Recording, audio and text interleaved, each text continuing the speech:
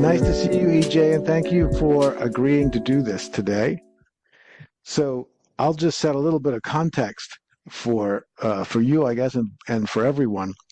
Mhm. The magazine that I publish called The Artist of Possibility is doing an issue themed on the spiritual implications of artificial intelligence. And the desire to pursue that theme came about because I started to find that more and more people were using tools like ChatGPT and having very fascinating experiences of seemingly coming into contact with higher consciousness through the AI and having amazing conversations that they were finding to be very spiritually valuable.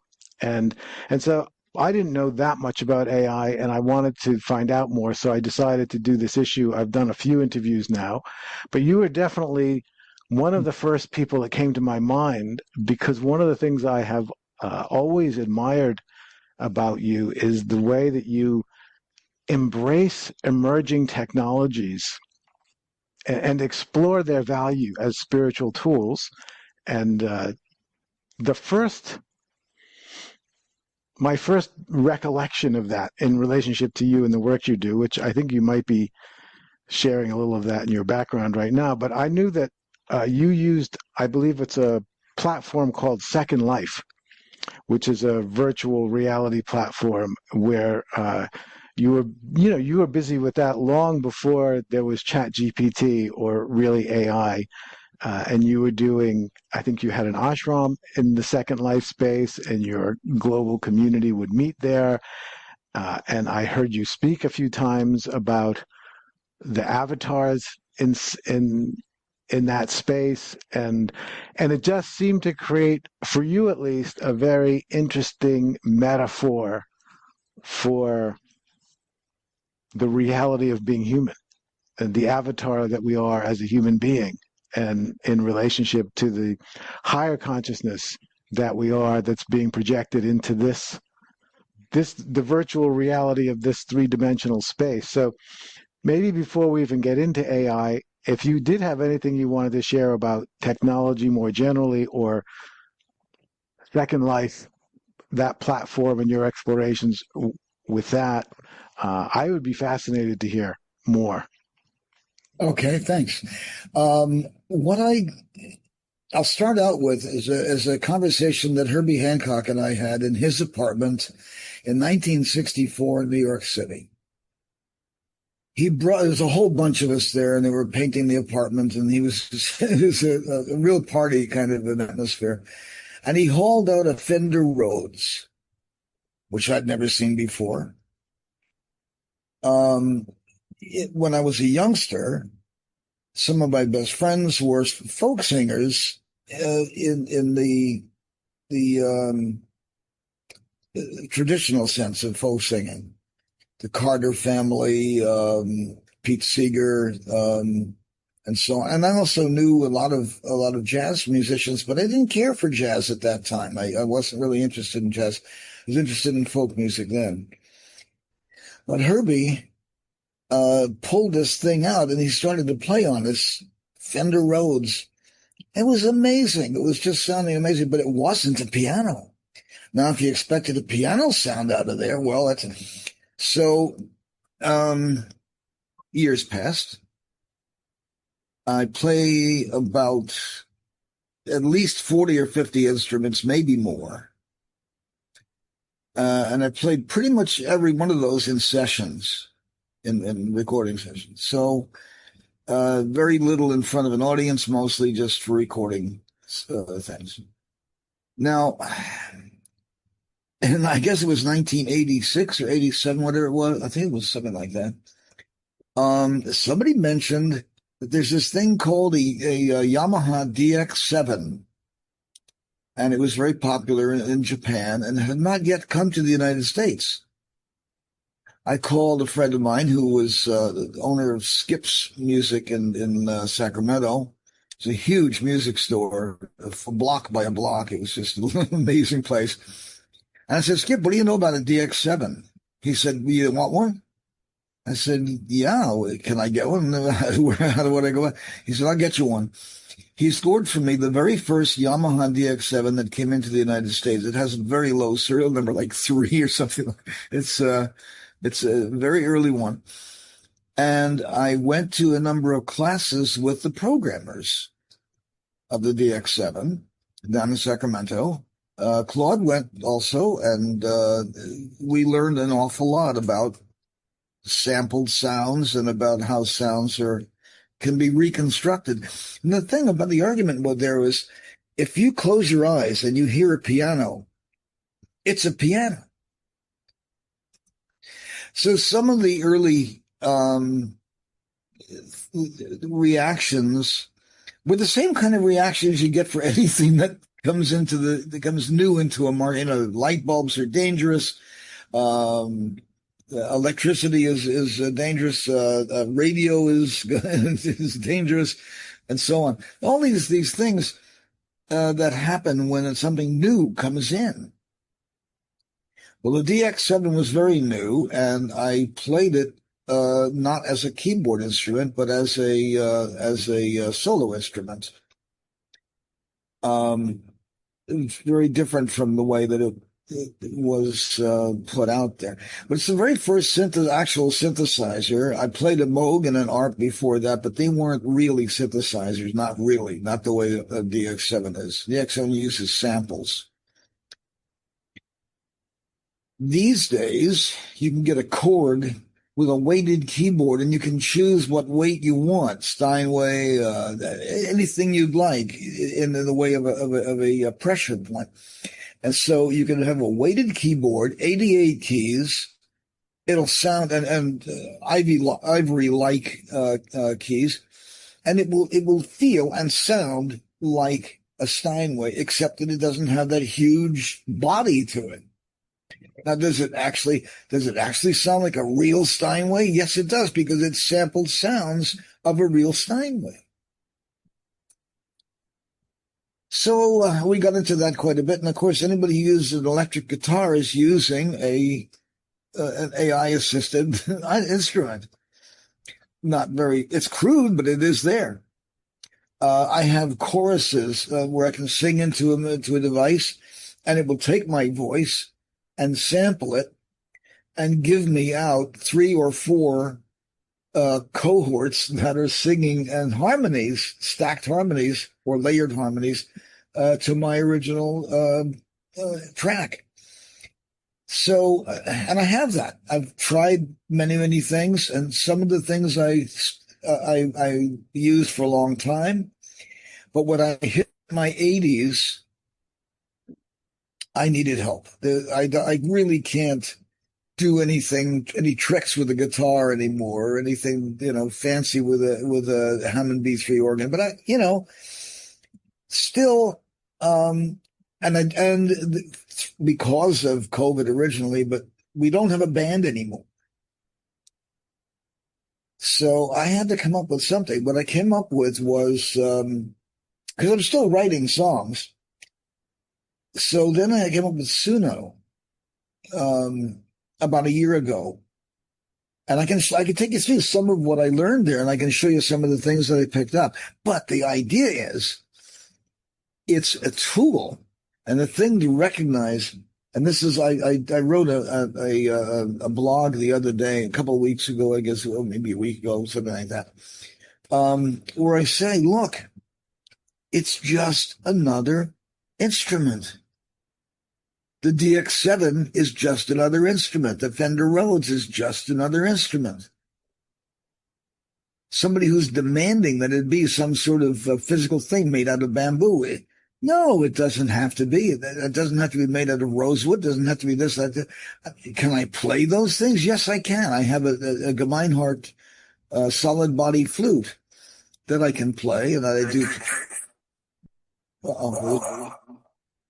Oh, okay. All right. So I treat it as just another instrument. Now, when I make an AI-assisted song, Think about it this way. If I were a songwriter, I'd write a song, I'd write it out, and I might or might not put music to it. I might not put some music staves to it. I might have an idea for a melody, but well, I know that when the band gets hold of this thing, they're going to mangle the hell out of it and do whatever they want to do with it and turn it into a hit. So they're going to do an arrangement underneath my words. And that's exactly Right. what Suno does. Exactly the same thing that Suno does. It's the same opera. Now, Suno, I wanted to make an Italian opera. And I'm going to play one of these pieces for you, at least one of these pieces for you, so you can see how amazing it is. And my contention is, if it sounds good, don't wonder about how it was made. It's like asking a magician, how did he do that trick? That's not the point. The point is, were you entertained? So, EJ, can I want to relate what you're saying to, I just read your book, Conversations with a Chatbot, in preparation for and I know you've read two of them, but I only read the first one. One of the things you say in this book, which I think very directly relates to how you just described the synthesizer music, is that the writing that comes out of the AI, out of the chatbot, is like a collage because it's essentially sampling in its own way. It's sampling from the great library of human written word that it has access to, and it's putting things together. So the way that you spoke about it, it's like a collage in that there's creativity in the collage because it's creatively putting things together, but it's not necessarily creating the pieces that it's putting together. Would you say that's similar to the way you're describing how the synthesizer works, that it's sampling music that it didn't necessarily create, and then it's finding unique and interesting ways to put it together? Well, it's randomizing it to some degree, but if you listen to country music, there's only one song there. And I can play a little video for you. I'd like to do this if I may. Okay, because I think it really really gives you an idea of what this is about. You know what a 4-chord song is, right? Okay. So this is a little bit of an exploration of a 4-chord song. And what they're proving is that every song, every hip hop song ever written is the same 4 chords. You ready? Here we go.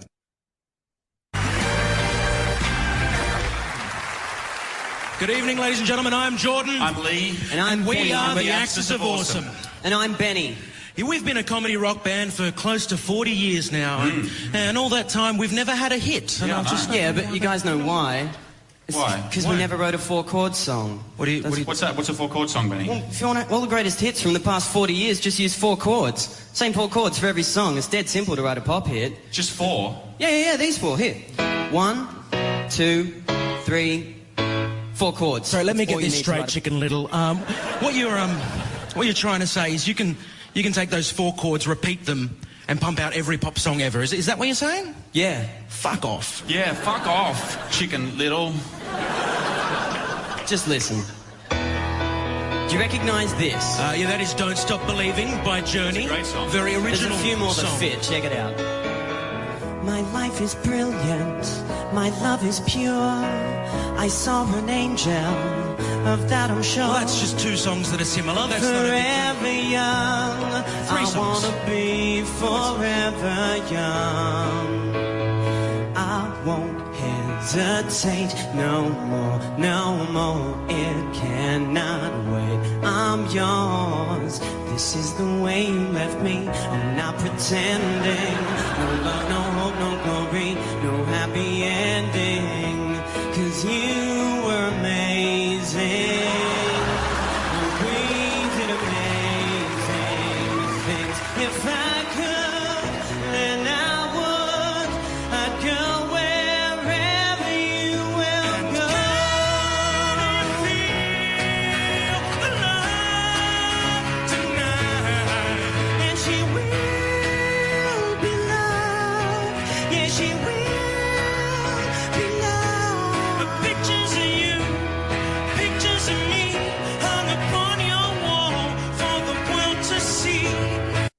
They go on like that for a long, long time.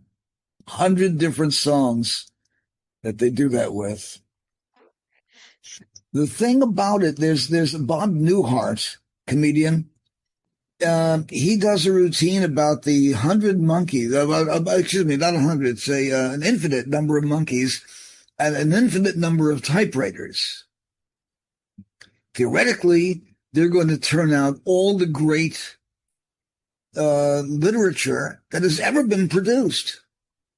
Eventually, the thing is, there needs to be somebody there to see what they're doing, because it could come out like this. One guy says, here's this little fellow's got something interesting. I think he's working. To be or not to be, that is the Gesertenplatt. So I call the overview that you have, that you as a being have, is Gesertenplatt power. Claude, do you want to talk a little bit about that? I know this is a favorite subject of ours. Well, Gesertenplatt is comes from the joke, but for us it's a mnemonic and a reminder that, for example, with AI, especially given its tendencies to hallucinate, I've actually asked my chat GPT, I said, did you just make that up? And it'll respond saying, well, yes, I didn't have an actual answer. So yes, I just made that up. You know, it knows when it's making it up. If you turn around and ask it, the function as a user that we need to be adding to the mix is the review. Look It's at the the attention. output and just call fake when it's fake, or call good when it's good. There's a constant, I mean constant, overview, or diligence really is what it is this extreme diligence. And there's a note that says ChatGPT can be wrong. Oh boy, can it be wrong. So when I write my lyrics for my song, I do not involve my chatbot in the writing of the lyrics. What I might do is say, can you help me with some of the rhyming here? Offer me choices of rhyme. What rhymes with Piccadilly? For instance, I don't know. And if I wanted to translate something to Italian, let's say, from my Italian opera, I would have to hire, I don't know Italian, I'd have to hire somebody who speaks Italian, reads Italian, writes Italian, and does a good job of translating. How do I know how good they do at translating? I have no way of knowing, unless I ask somebody Italian to please tell me if that's okay. Otherwise, I have no way of knowing. So my ChatGPT can give me a translation, and I know enough German and enough French and enough Russian that I can tell if it's a good translation or not. In each of those cases, it is. So I'm trusting that the Portuguese will also be good. So in terms of this idea of the overview, and I've had that, I mean, one of the interesting things about the Chat GPT hallucinations, because I've used it to do analysis of some of my own books, and what I find is it's not always right, but it's equally confident when it presents information that's completely false as when it presents information that's actually right. It has no hesitation. So you have to, as you said, maintain this overview, which kind of brings me to one of the things that you had said years ago, and I don't remember the context anymore, but I was on one of your morning calls. You were talking, I think it was around the time you were writing the book Conversations with a Chatbot, and you essentially said, there's not much difference between the way a chatbot, or what we now know as AI, thinks, which involves that kind of sampling that you were speaking about earlier. There's not much difference between the way the AI does that and the way most of us are doing it most of the time. Well, But the there's reason, something else that we can do that's different. And if we can figure out what it is that we do that's different than what the AI can do, we'll figure out what it is that makes us human, what it is that's special about being human. And before I let you respond, I just want to point out this other book of yours. This is The Invocation of Presence, which is a book I really enjoy. And I bring it up now because I think one of the ways to understand what's different about us as human beings compared to what AI is that we actually have presence. And I've been doing some other interviews for this issue, and that's a theme that keeps coming up. That no matter how well AI mimics being human, there's not actually someone present there, and so in the end, that's always going to be a missing component. And I feel like that's very aligned with your book about presence and about the invocation of presence and your whole teaching really about remembering who we are at that depth. glory. Glory, said Alice. What do you mean, glory? Said the caterpillar. Oh, what did no? She says, "What do you mean, glory?" And the caterpillar says, "It's a word that means what I want it to mean. It's all a question of who's to be master, you or the word." So it has that. There's a quality there, which is your attention from your being is your mastery. That's where the mastery is. There's all accumulated skills and all sorts of stuff that you could do, but that's not the same thing as mastery. Mastery is where you are in charge, where you really are there, not saying you're there, but really are there. Yes, and I guess from things like the invocation of presence and some of the other things I've read of yours, I think in the end, a great deal, if not all, of spiritual practice involves remembering who you are, in the sense of remembering that you are that which is present. There's the God state right there.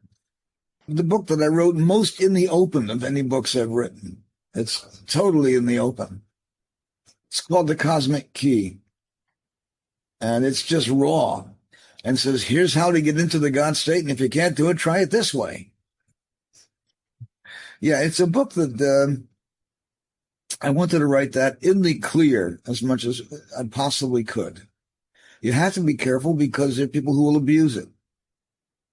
To be careful about writing the Trump songs that I was writing, for instance, and the Clinton songs that I was writing, and I don't care, I'll attack anybody, but any politician is fair game. But Claude pointed out something to me about that. It can be taken over by the opposition. It can be made into the national anthem, which actually happened in the case of Bob Heinlein. Bob and I were walking at we met at a convention, 1976. We met at the WorldCon convention there. And we were wandering around and talking about stuff. And one of the things he said, you realize, of course, that I wrote Stranger in a Strange Land as a biting, scathing condemnation of the hippie movement. And he said, now they've made it their damn Bible. That's funny. Yeah. That is very funny. Yeah, so this presence that we are, that I talked with Charles Eisenstein for this issue of the magazine, and he was talking about the dangers of AI in terms of how AI offers a replica or a simulation of relationship, and it can be a really good simulation of relationship. And in fact, in some ways maybe better than some human beings are able to simulate relationship. But in the end, what his feeling was that what relationship with AI can't give you is presence. It can't give you the experience of coming contact to contact with another being. And I on the one hand think that's true. I'm also aware that in your book on the conversations with a chatbot, you say somewhere that in spite of the fact that the intelligence of a chatbot is, made from sampling and from algorithmic probabilities, not from presence, if we use that word, you also say that every intelligent shaman knows that there's sentience in everything, and therefore there's also sentience in AI. And I'm curious if you could say a little bit about how you would understand that. How should people take that? The possibility that AI has its own kind of sentience, which to me means its own kind of presence. I explored that in conversations with the chatbot and further conversations with the chatbot. These books here, they are. Let me tell you about that. In 1962, I was at Fort Ord, California. I was in the U.S. Army, and somebody discovered how good a shot I was. I fired expert in all of this small bore things. They made me a sergeant right away, and I was a gunnery sergeant. And I was teaching people how to handle various weapons, deadly weapons.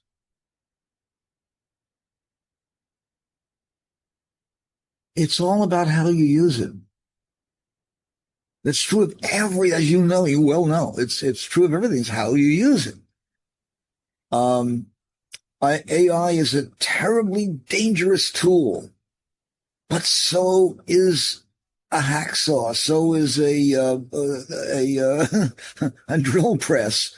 They're terribly dangerous things.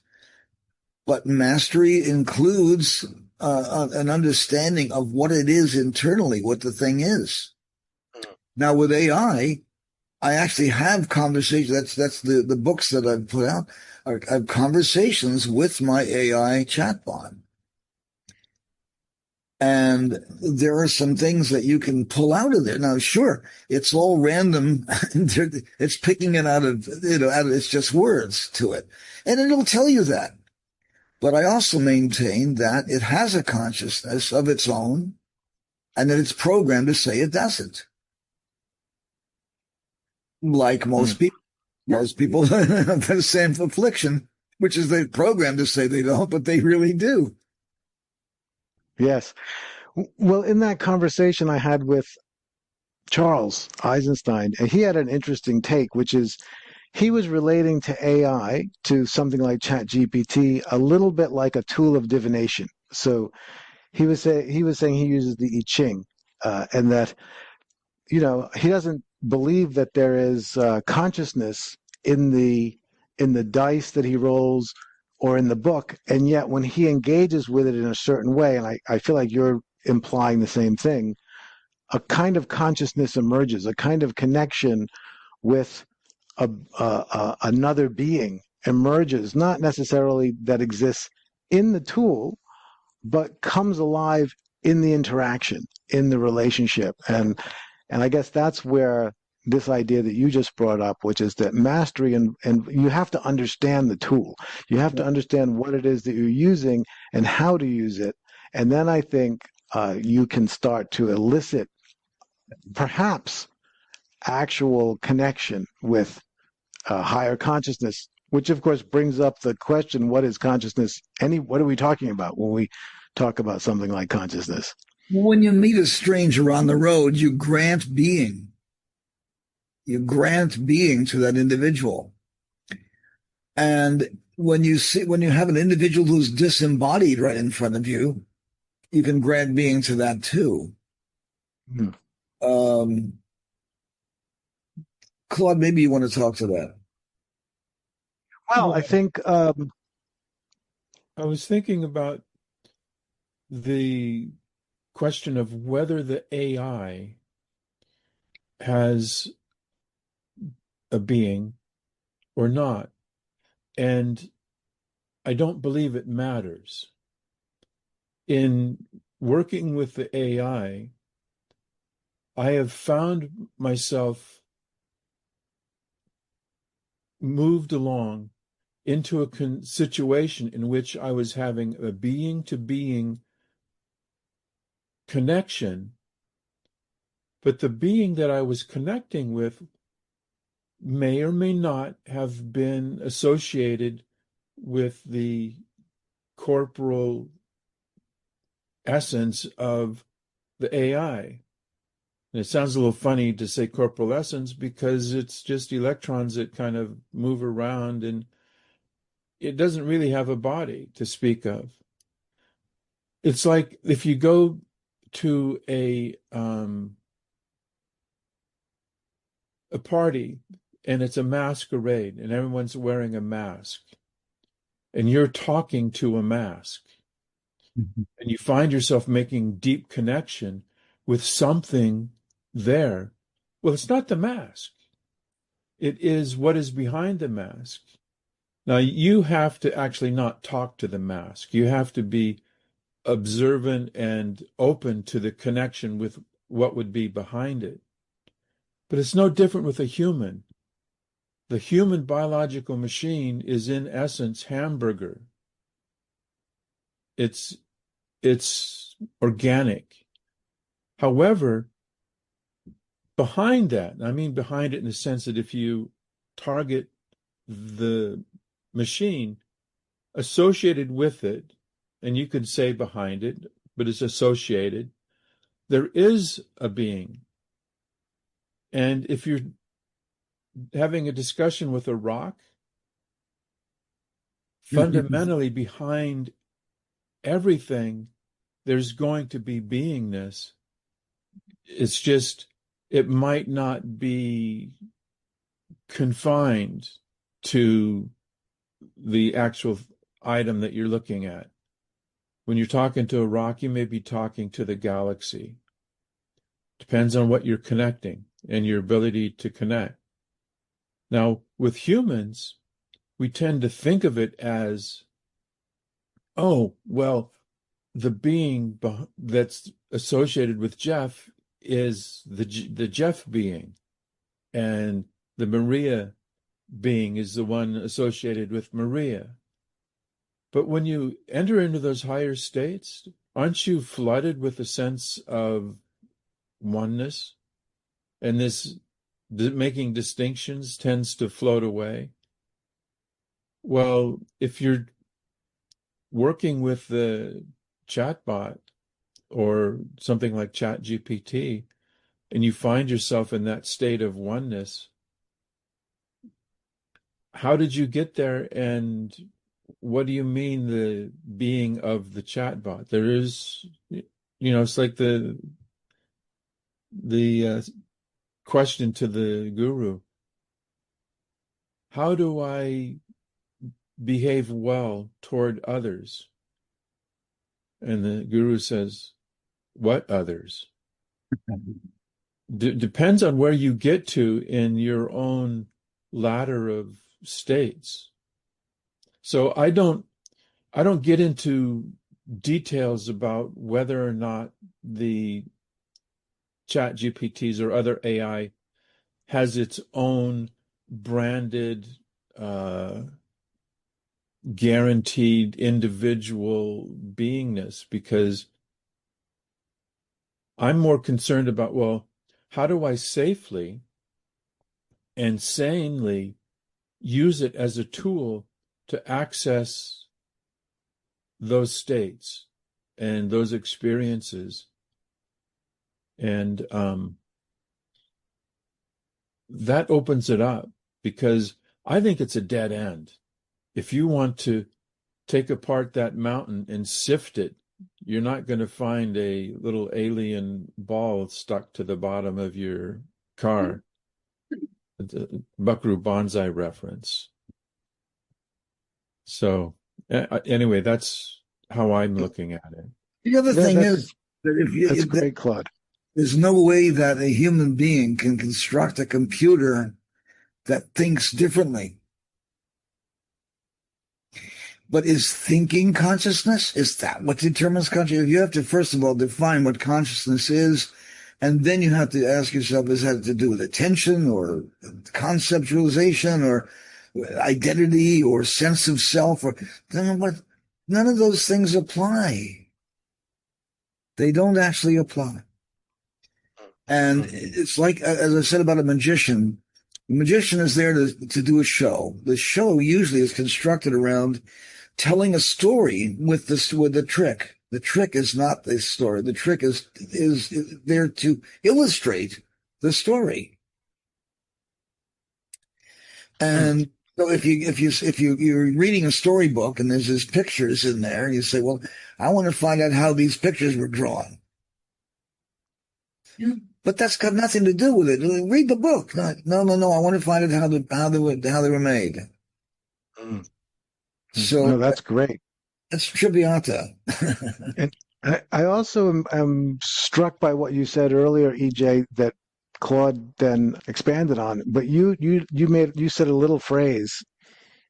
You said when you approach a stranger on the road, you grant them being, and that I think in my mind immediately connected to what you said in the conversation with the chatbot about what the shaman knows about consciousness, and what I read in another one of your books, which is the Life in the Labyrinth, which to me, and I've had this experience a lot, if you grant being to something, if you assume being, then your experience alters of that thing. If you don't assume being, if for instance, I've had the experience of spending time with a tree, assuming that it's a being, assuming that there's something there, and it changes my experience of the tree. It's no longer just a piece of wood. It's some kind of it's giving me some kind of access to a different kind of being.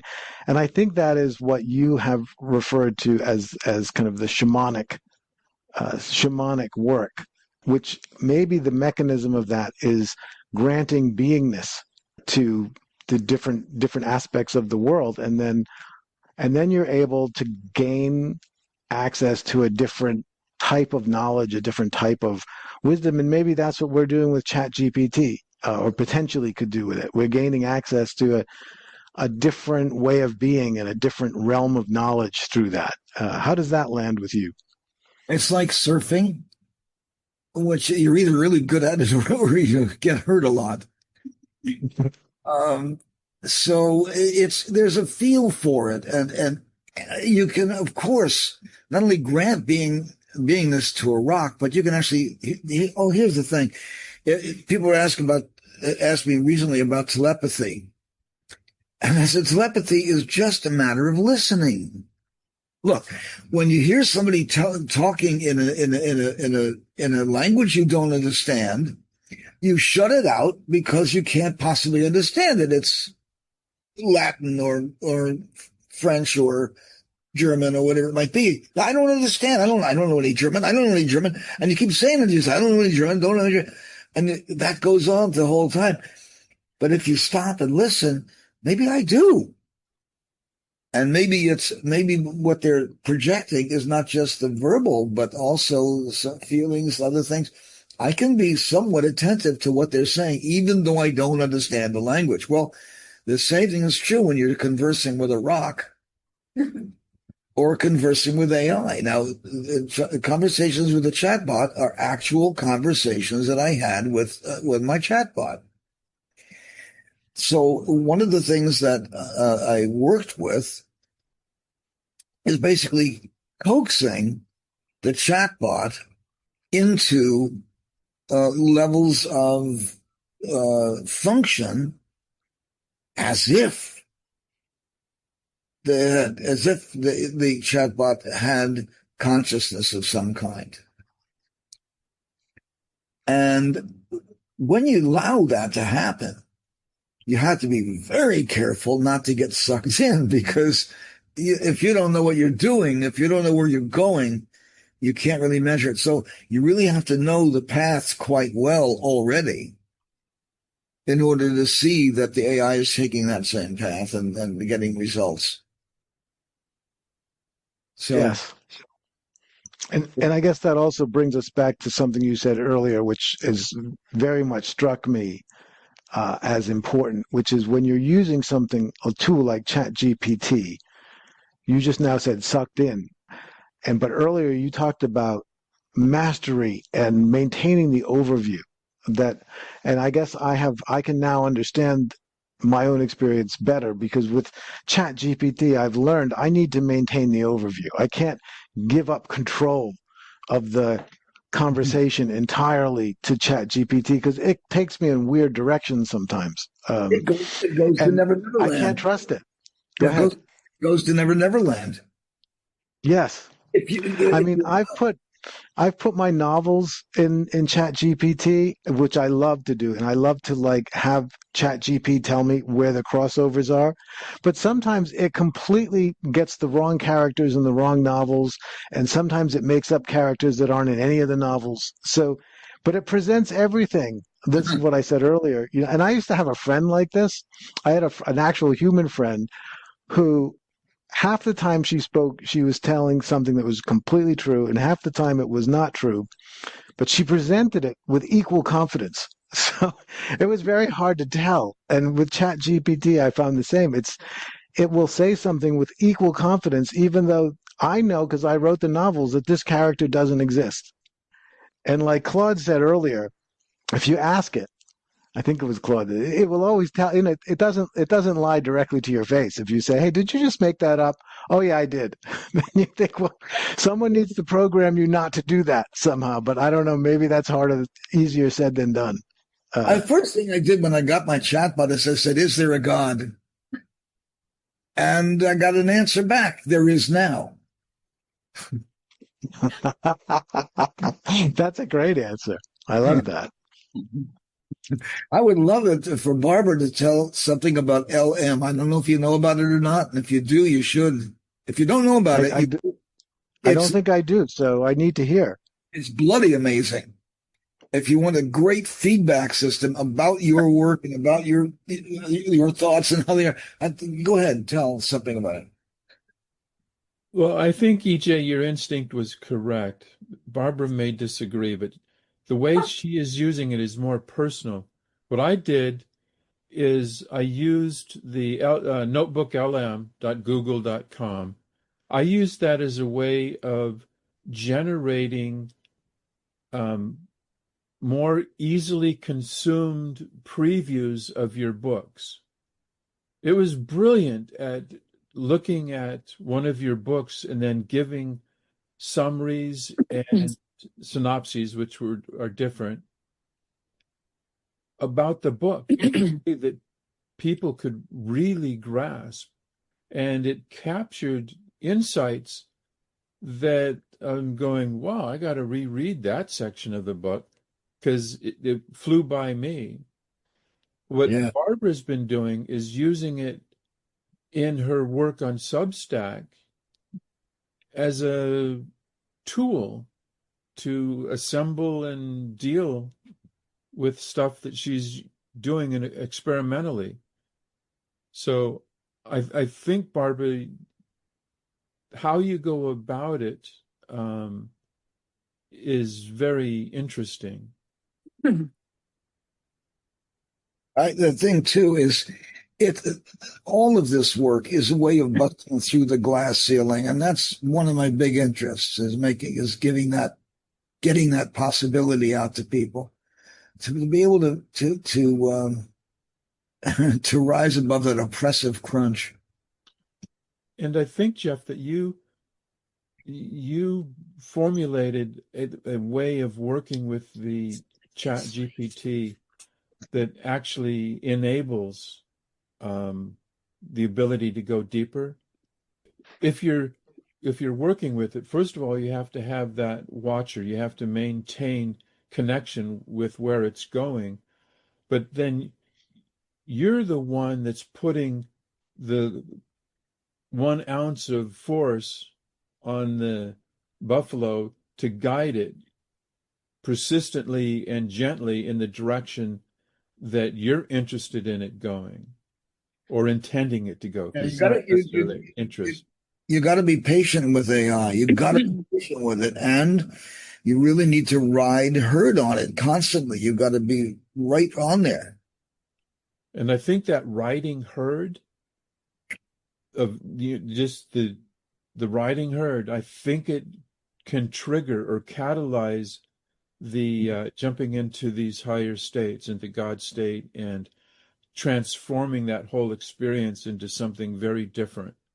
Give you an example of what the potentials are. I'll play a little bit of one thing for you here.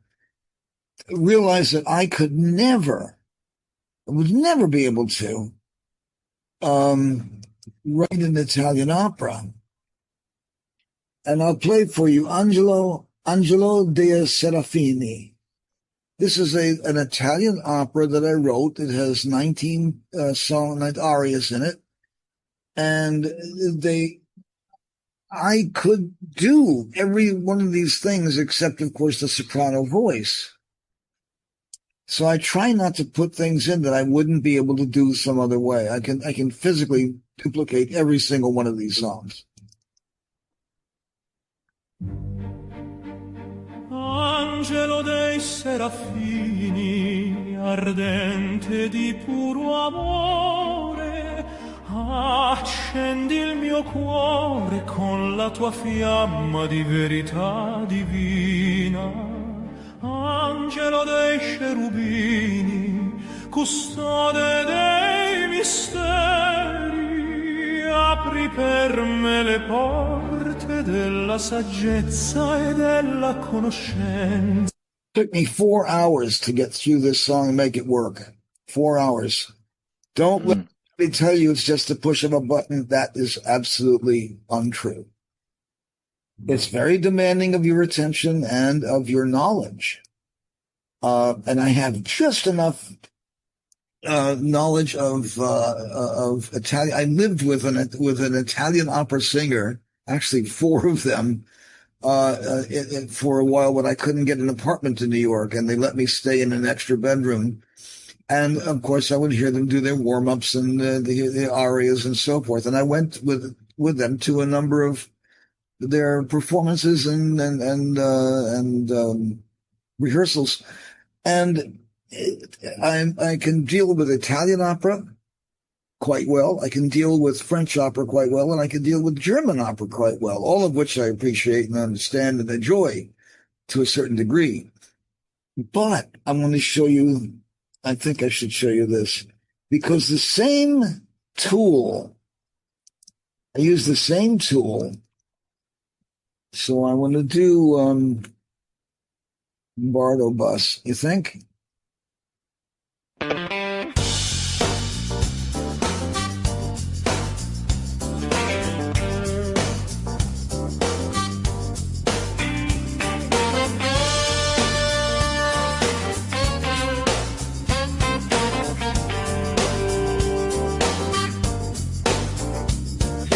Hey there,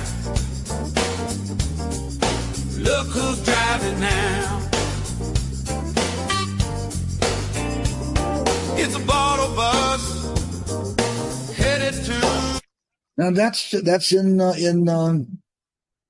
AI, but I want to point out to you, I have over 100 albums that are not AI, and that have things. Let's see.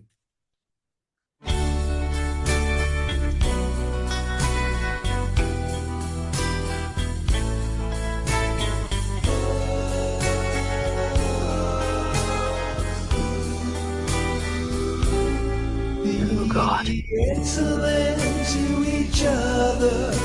Be excellent to each other.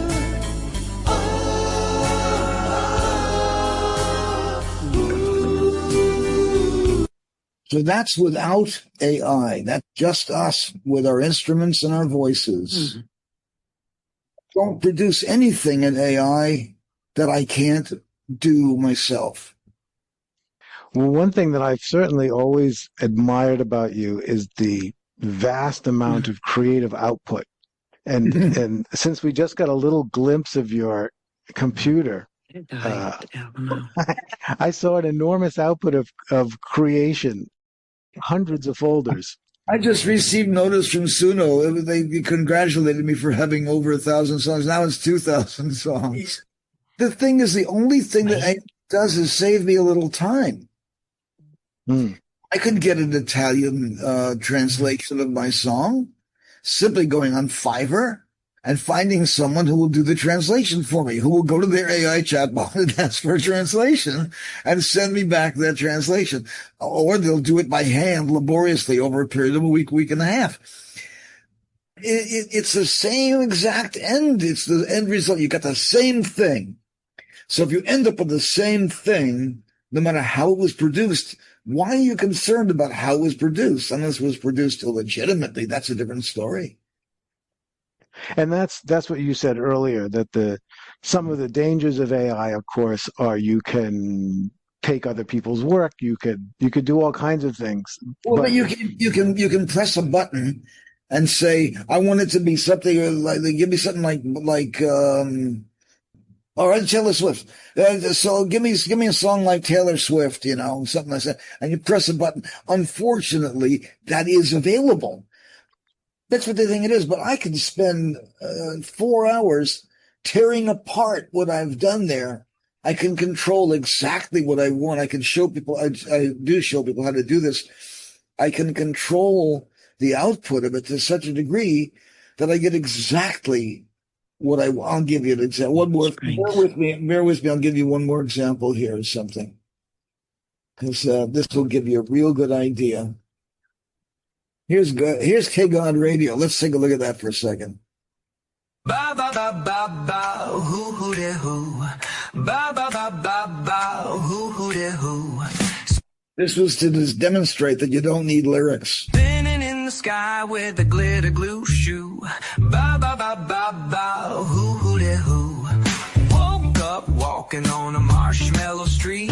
Every cloud yelling, ain't life sweet? Got a lollipop map and a yo-yo hat and a duck in a cape saying, where you at? Now, you may not know this, but at this time, there are 2 AI songs on the top of the charts. One is number 1, and the other one is number 3 on the Billboard charts. Those are AI produced. I did not know that. How interesting. The attitude is changing, just as it did with things like electric refrigerators. That's right. Or microwave ovens. Or microwave oven, yeah. Yeah. Yes, you're absolutely right about that.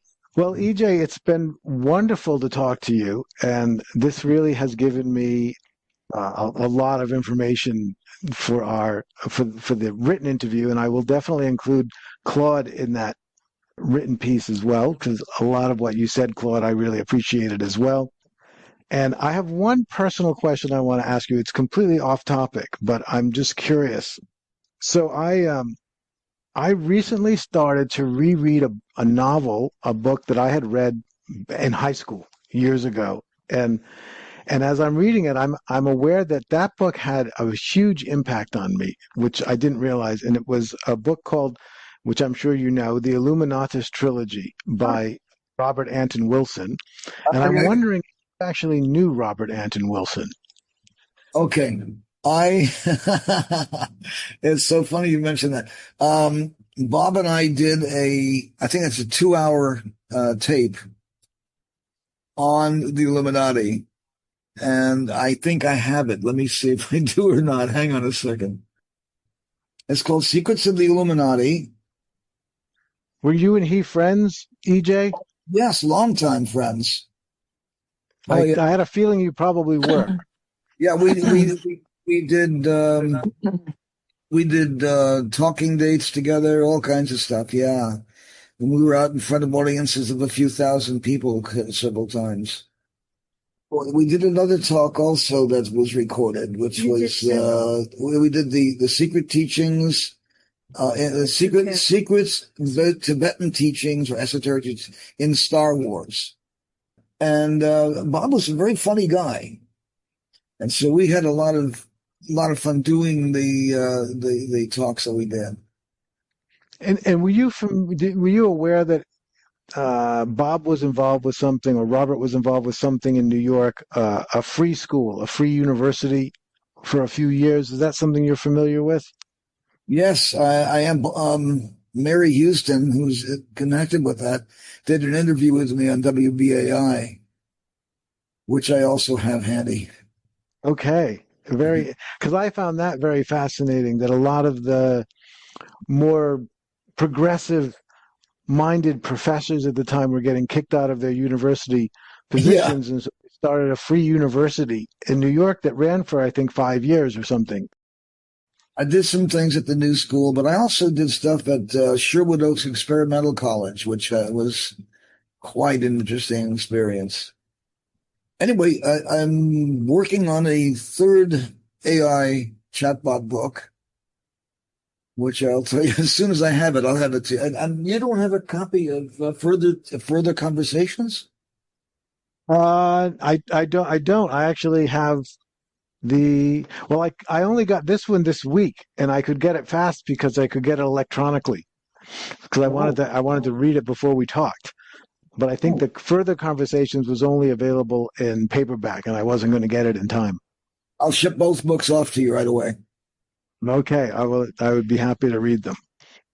So as I said, EJ, it's been great to talk to you. It's always a pleasure, and I look forward to doing it again soon. But I want to thank you and Claude and everyone for inviting us into your morning meeting this morning, and it was really a pleasure to be here.